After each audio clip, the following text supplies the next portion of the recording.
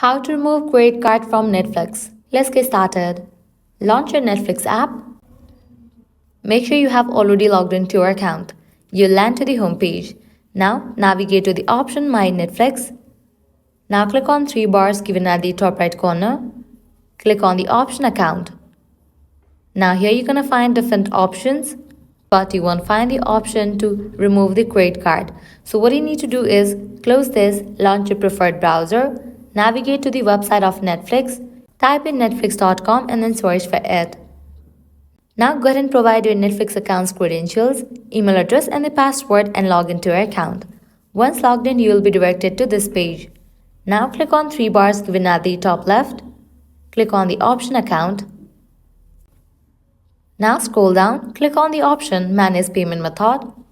Now from this page, you are able to remove your credit card, but you'll need to add another payment method.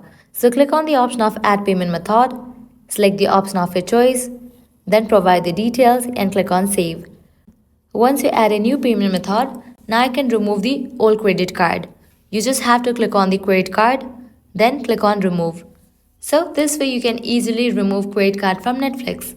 If this guide was helpful, do not forget to like, share and subscribe to our channel. Thanks for watching.